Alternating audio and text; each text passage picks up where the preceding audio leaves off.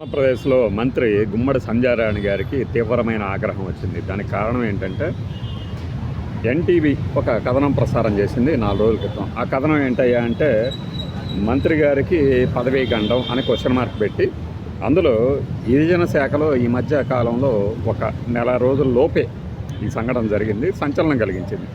25 లక్షల రూపాయల లంచం తీసుకుంటూ ఒక శ్రీనివాస్ అనే ఒక అధికారి పట్టుబడ్డారు. దాని మీద ఆయన 2 ఏళ్లలోనే రిటైర్ అవ్వబోతున్నారు, ఏదో సంథింగ్. అంతకుముందు సస్పెండ్ అయినా కూడా మళ్ళీ ఇచ్చారు పోస్టింగు. ఇలా రకరకాల అంశాలు మిళితమైనటువంటి ఆ ఇష్యూలో ఒక గ్రాఫిక్ ప్లేట్ ఒకటి కనపడింది. ఏంటయ్యా అంటే ఎంతో కొంత మంత్రి గారికి సమర్పించుకుంటారంటూ అన్నట్లుగా ఉంది.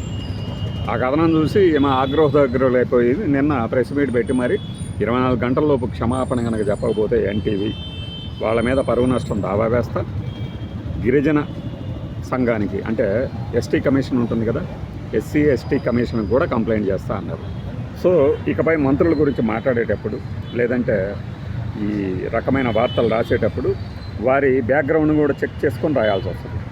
తప్పదు. ఎందుకంటే మిగతా వాళ్ళ మీద రాయకూడదా రాయొచ్చా అంటే అది వారి వారి విషయాలకు సంబంధించింది. కానీ ఇలా అట్రాసిటీ కేసులకు సంబంధించి మన మీద కనుక ఏదైనా ఫిర్యాదు అందితే దానిలో కాస్త కూస్తో పలుకుబడి ఉన్న వాళ్ళైతే దాని మీద డిఎస్పీ లెవెల్ ఎంక్వైరీ కావాలని లేదంటే లాయర్లను పెట్టేసుకొని వాదించుకోవడం జరుగుతుంది. కానీ చిన్న చితక యూట్యూబర్లు కనుక ఇలాంటి వాటికి పాల్పడితే ఏమవుతుందంటే వెంటనే తీసుకుపోయి లోపలేసేస్తారు. అందులో మనది మంచి ప్రభుత్వం కాబట్టి ఆరోపణలు సహించరు కాబట్టి వెంటనే వారి మీద చర్యలు ఉంటాయి. కాబట్టి ఇప్పుడు ఎన్టీవీ ఏం చేయబోతుంది?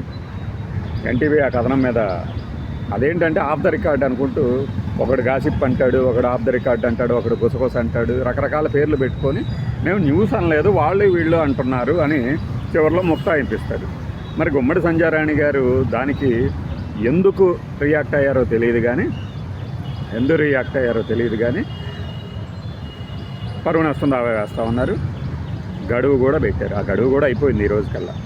మరి ఏం చేయబోతున్నారు? సాక్షిలో కూడా ఇలానే ఏదో తప్పుడు రాతలు రాస్తే కాళ్ళబేరానికి వచ్చారు అని ఆమె ప్రెస్ మీట్లో స్పష్టంగా చెప్పుకొచ్చారు. ఆ కాళ్ళబేరం ఏమిటి అంటే ఏంటి? తెలియక చేశాం, పొరపాటు మన్నించండి అన్నారా?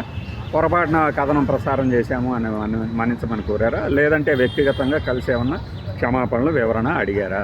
మొత్తానికి ఏంటంటే టీవీ ఛానల్స్ మీద కూడా పరువు నష్టం రావాలనేవి ఇప్పుడు మామూలుగా మారిపోయినాయి.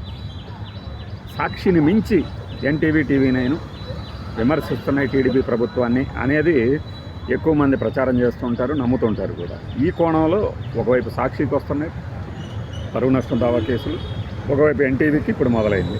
సో గుమ్మడి సంధ్యారాణి గారు ఇప్పుడు ఏం చేయబోతున్నారు, అలానే ఎన్టీవీ ఏం చేయబోతుంది, ఇది ఆసక్తికరమైన విషయం. గమనించండి, ఆ కథనాన్ని చూడండి. మనం thumbnailలో పెడుతున్నాం. ఆఫ్ ద రికార్డ్ అంటూ పెట్టారనమాట, పదవీ గండం అని. దీని మీద అందుకే ఆవిడ ఇలా ఆ పట్టుబడ్డ ఏసీబీకి పట్టుబడినటువంటి అధికారి నిర్వాకంతోనే ఆమె కూడా బేజారెత్తుతున్నారు అని కూడా ఆ స్టోరీలో ఉంది. మరి దీనికి ఎండ్ ఎక్కడ, ఎలాంటి ఎండ్ పెట్టబోతున్నారు అనేది చూద్దాం.